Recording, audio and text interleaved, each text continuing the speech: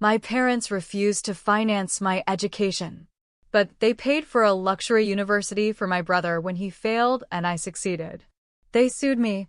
I'm Emma, and I'm only a year older than my brother, Mac, but sometimes it felt like we lived in completely different worlds. While I was trying to find my place in life, Mac had been the pride and joy of our family since before he could walk. I remember sitting at the kitchen table during countless family gatherings, watching everyone praise Mac's latest achievements. "Have you heard about Mac's new program?" my aunt would gush. "He's only 15 and he already programs like a pro." My mother would beam with pride while my father clapped Mac on the back, saying things like, "This kid is going to make us all rich someday." And Mac would just sit there with that smug smile, typing away on his laptop. He was always working on something new, some innovative program or a revolutionary idea for an app. I couldn't deny his talent. He had been obsessed with computers since he could barely reach the keyboard. In middle school, while I was trying to decide which clubs to join, he was already winning math Olympiads. "Your brother is going to change the world," my father would tell me, making it clear that he thought Mac was special in a way I could never be. And it wasn't just him. Our entire extended family treated Mac like he was some kind of tech prodigy. They weren't entirely wrong. He won almost every programming competition he entered, taking first or second place like it was nothing. Meanwhile, I sat in my room, sketching designs in my notebook and dreaming of becoming an interior designer. Not that anyone cared about my dreams. The family had bigger plans, all involving Mac's future success. My uncle had already started an educational fund for him, and even our mother's cousin was saving money for his college. They saw him as an investment, convinced that Mac would become the next tech billionaire and take care of everyone who helped him along the way.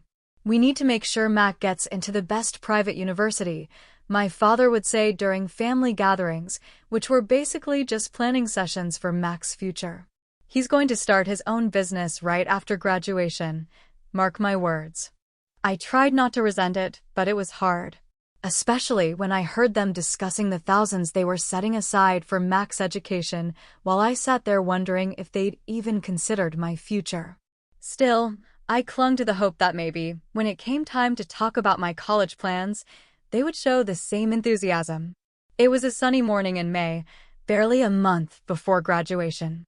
I had spent weeks preparing for this conversation, gathering brochures from different universities, calculating costs, and even preparing a small presentation about scholarship opportunities. My hands trembled as I walked into the kitchen where Mom was making coffee and Dad was reading something on his tablet. "Mom, Dad, can we talk about something important?" I asked, trying to keep my voice steady. "It's about college.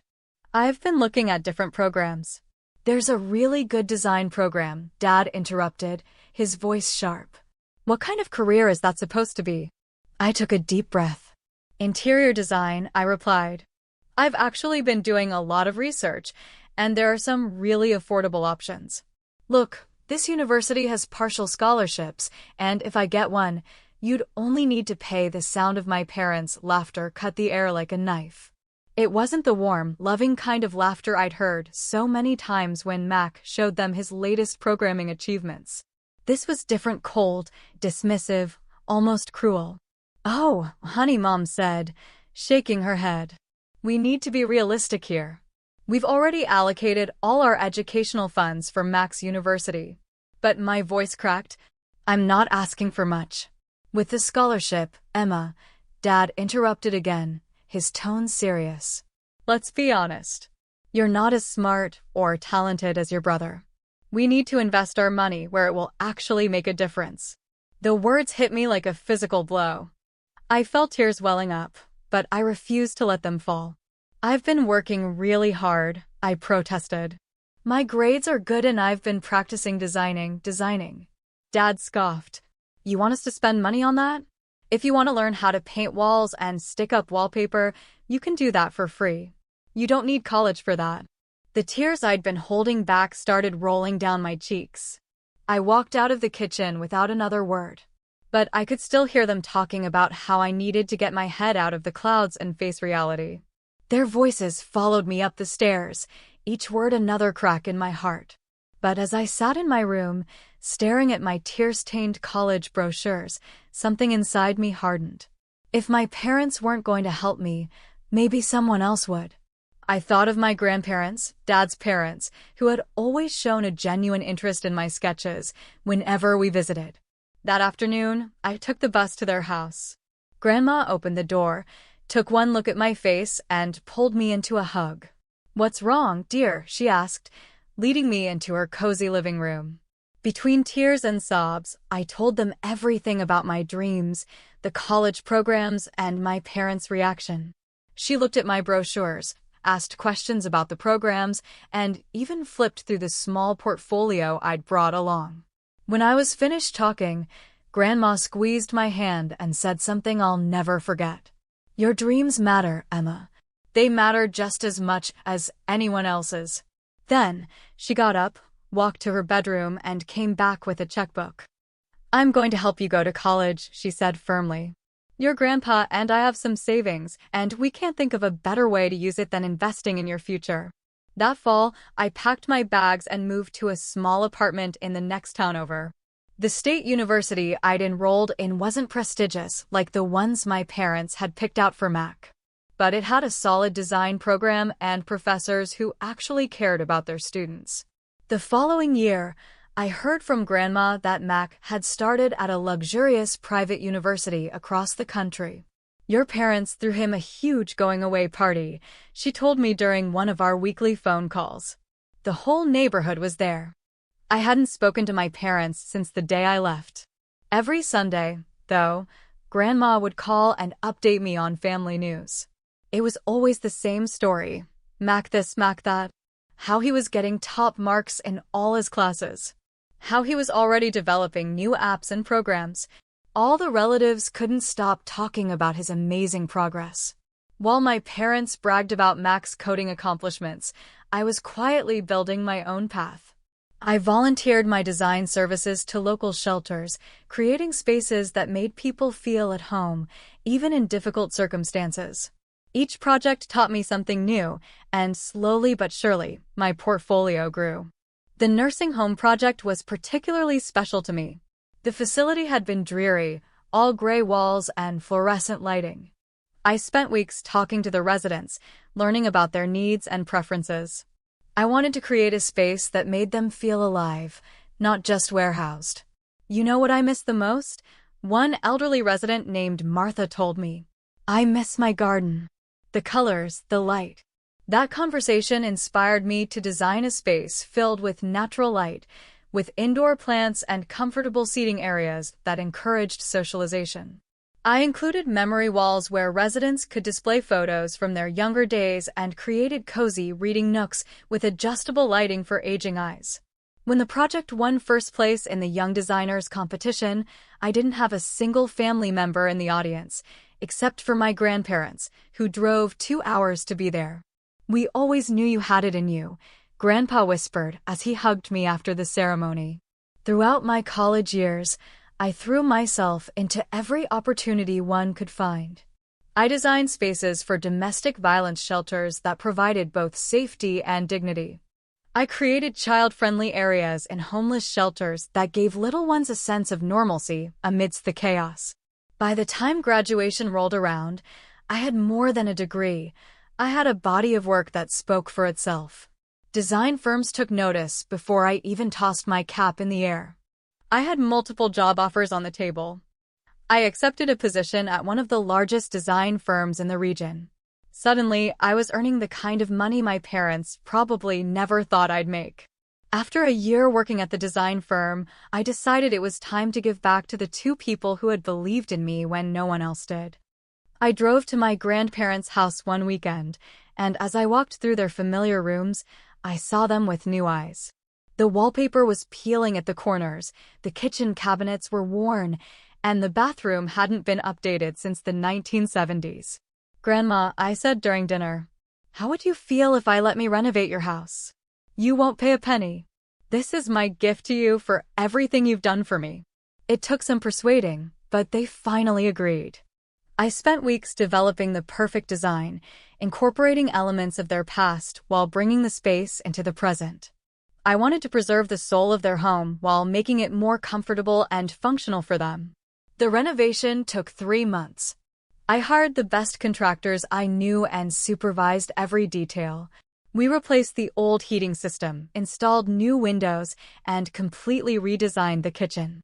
I chose warm colors that reminded me of the cookies Grandma used to bake and installed soft lighting that wouldn't strain their aging eyes. When it was finished, Grandma couldn't stop crying.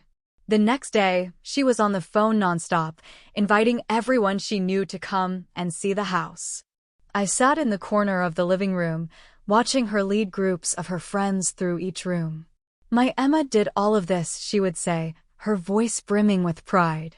"She designed everything. Didn't I tell you she was talented?" It was the kind of pride I'd always longed to hear in my parents' voices. But while I was busy making my grandparents' dreams come true, my brother's dream was about to turn into a nightmare. The news came through Grandma, as usual. Apparently, Mac had hit it big. He developed a revolutionary app and sold it to a major tech company for millions. The family was ecstatic. Dad was giving interviews to local newspapers about his genius son, and relatives were already asking him for investment advice. But their celebration didn't last long. Barely a few months after the sale, it all came crashing down. A former classmate of Mac's filed a lawsuit, claiming the app had been his idea, and he had proof. Detailed documentation showed that not only had the concept been his, but he had also written most of the crucial code. Somehow, Mac had taken it all and passed it off as his own work. The evidence was overwhelming. Emails, early drafts of the code, witnessed conversations, it all pointed to Mac's theft. The court case was brutal and swift. Mac not only had to return all the money from the sale, but he was also ordered to pay over $2 million in damages for intellectual property theft. The family went into panic mode. At first, relatives talked about pooling their resources to help him, just as they had pooled their money for his education. But when they realized the full amount, reality hit hard. One by one, they backed out. Even his most devoted supporters couldn't justify risking their life savings to bail him out of this mess. I was in my office one Tuesday morning, reviewing designs for a new boutique hotel project when my secretary buzzed in. "Miss Thompson, your parents are here to see you." I almost dropped my coffee. After years of silence, they'd actually tracked me down to my design studio. I'd opened it 6 months earlier after building up enough clients and confidence to go out on my own. "Send them in," I said, my stomach in knots. They looked older than I remembered, more worn down. Mom's hair had turned completely gray, and Dad's confident swagger had been replaced by a slight stoop. They stood awkwardly in my office, taking in the awards on the walls and the large drafting table covered with blueprints. "Emma, you've done well for yourself," Dad began, his voice lacking its usual authority. I waited in silence, knowing they hadn't come to admire my success. "We need your help," Mom blurted out, wringing her hands. "It's about Mac." Dad cleared his throat. "My business isn't doing well. I've been taking out loans to help with Mac's legal fees, but we're drowning here, Emma. We need money," he said. "Let me get this straight," I said, leaning back. "You refused to pay for my education. You funded Mac's lavish lifestyle and expensive private university even after he failed his courses. You watched while your family treated me like I was nothing. And now that your golden boy has messed up and you're wrong about Mac, you want me to bail you out?" They shuffled their feet, avoiding my gaze. "Look, we know we haven't been the best parents," Mom began. I cut her off. "You haven't been parents to me at all. We made a mistake, Emma," Dad pleaded. "We're family. We need to stick together." "You only think of family when you need something," I said, my voice rising. "You never cared about my dreams, about my future. You poured all your resources into Mac and ignored me. And now, when he's ruined himself and you've run out of options, you come crawling to me." "Don't be like this, Emma," Mom said, her voice trembling. "He's your brother." "And you're wrong about Mac," I retorted. "I'm not giving you any money." They left my office, scowling. But that wasn't the end of it. The next day, my phone started buzzing with notifications.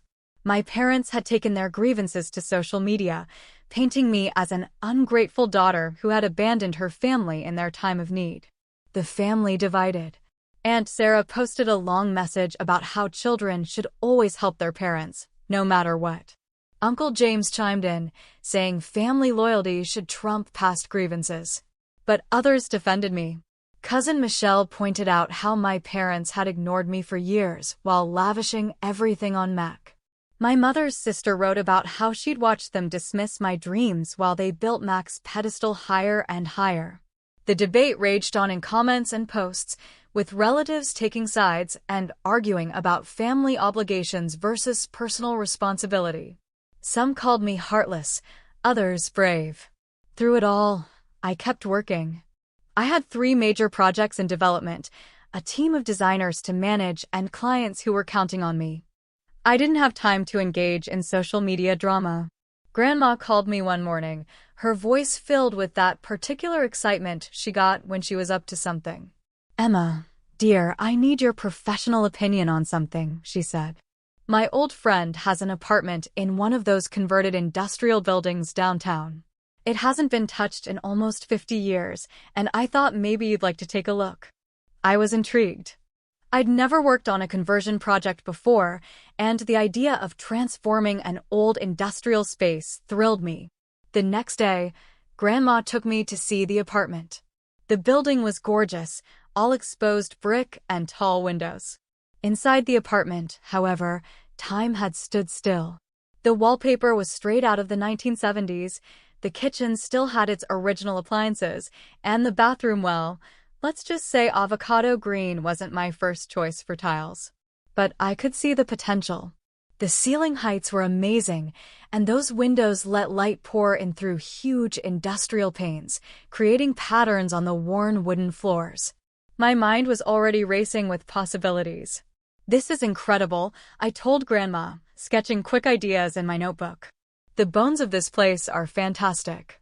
I want to do this project for free. Consider it a thank you to your friend for letting me work on such an amazing space." I threw myself into the project with everything I had. I embraced the industrial character while creating a modern living space. We kept the exposed brick walls, but added warmth with wooden elements. The original factory windows were carefully restored, and I designed custom furniture that would complement the industrial aesthetic while providing comfort. The kitchen became a showpiece, with concrete countertops and sleek cabinetry that respected the building's history. I transformed the old bathroom into a spa-like retreat, replacing that avocado green with clean lines and natural stone. When the renovation was complete, Grandma and Grandpa insisted on seeing it first. They walked through each room slowly, taking it all in. Then Grandma turned to me, tears in her eyes. "Emma, dear, we have a confession to make. This apartment isn't my friend's. It's ours. Or rather, it was ours. Our first home together. And now it's yours." I stood there, frozen. "We bought it when we first got married," Grandpa explained, his voice thick with emotion. "Back then, this whole area was industrial, factories everywhere, workers coming and going. We were young, and it was all we could afford. But we were happy here. When the factories closed, everyone thought this area was finished," Grandma continued. "But look at it now. It's one of the most desirable neighborhoods in the city. We kept this place all these years, waiting for the right time. And now it's yours, sweetheart. You've made it beautiful again." I cried and hugged them both. That night, after they'd left, I sat in my new living room, still in disbelief. I took a picture of the transformed space and shared it on social media, along with the story of my grandparents' incredible gift. The peace I'd found in my new home didn't last long. Dad showed up at my door one night, uninvited and agitated. "Do you have any idea how much this place is worth?" he demanded, pushing past me into the living room. "We could sell it and solve all our problems. Mac needs help with his debts, and I have creditors breathing down my neck." I stood my ground. "This is my home. Dad. Grandma and Grandpa gave it to me. It's not for sale. Don't be selfish, he yelled. This is prime real estate. Your brother is drowning in debt, and you're sitting here on a gold mine. Before I could respond, my phone rang. It was Grandma. Somehow she'd known. Grandmas always know. Put your father on the phone, she said firmly. I handed him the phone and watched his face change as she spoke. I could hear her stern voice through the speakerphone. That apartment is Emma's. I gave it to her, and that's final. If you keep hounding her about this, you'll have to deal with me. Dad left that day, chastened by his mother's words. For a while, things were quiet. Then life dealt me the cruelest blow. Grandma passed away suddenly in her sleep. Before I could even begin to process that loss, Grandpa followed her, barely 2 weeks later. Everyone said he died of a broken heart. The will reading took place a week later. Everything was clear. The apartment was officially mine, while Dad inherited their old house. The difference in value was significant. The gentrification of my neighborhood had made my apartment worth several times more than his house. I thought that would be the end of it, but I was wrong. Less than 2 months after we buried Grandpa, Dad sued me for the apartment. The lawsuit claimed I had exerted undue influence over an elderly woman and fraudulently obtained the property through deception. But throughout the renovation process, we'd had countless text conversations, her asking about the progress, sharing old stories about the apartment, discussing her plans to give it to me. Each message showed her clear intent, her excitement about giving me this gift, and her sound judgment. I had screenshots of her writing things like, "We've been planning this for years, honey. Ever since you told us you wanted to study design, we knew this apartment would be perfect for you someday. And your grandpa and I are so happy to see what you're doing with our first home.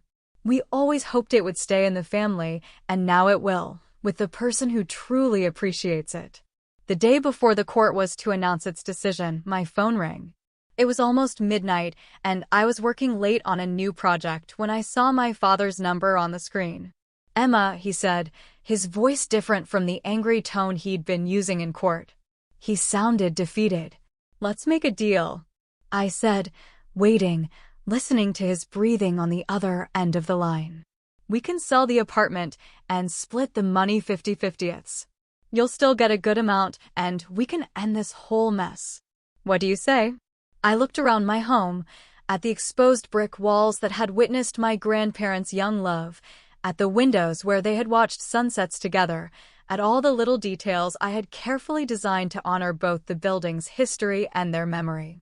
"No," I said firmly. "This isn't about money, Dad. It never was. Don't be stupid." His conciliatory tone vanished. "You're being stubborn now. Think about it. You could buy any apartment you want with your half." "I already have the apartment I want," I replied. "The one Grandma and Grandpa chose for me. And I'm keeping it." Dad hung up without another word. The next day, the judge ruled in my favor. My documentation was ironclad, not just Grandma's messages, but also the official transfer deed, the will, and witnesses who testified about my grandparents' long-standing plan to give me the apartment. That was the last time I saw my family in person. I hear things, of course. Our town isn't that big. My friends tell me Mac still can't find work in the tech industry, that his reputation is too damaged, and no one will trust him with their projects. The debt still hangs over him like a cloud. My parents had to sell first Grandma and Grandpa's house, the one they'd inherited, and then their own home. They now live in a small apartment in the suburbs, the 3 of them huddled together. Sometimes I drive by their new neighborhood and think about how different things could have been if they had believed in both their children equally. They still talk about me, spreading their version of events to anyone who will listen. Ungrateful, they call me. Greedy. They tell people I abandoned them in their time of need, that I chose an apartment over my family. But I know the truth. I didn't choose an apartment over my family. I chose to honor the memory of the family members who actually believed in me. Every morning, when I wake up and see the sunlight streaming through those huge industrial windows, I think of Grandma and Grandpa, of how they saw something in me when no one else did, and how they invested in my dreams instead of dismissing them. My design business is thriving now. I've expanded my studio, hired more designers, and we're working on projects all over the city. Last month, we won a major contract to redesign a historic hotel downtown. They specifically wanted someone who understood how to blend historical architecture with modern comfort.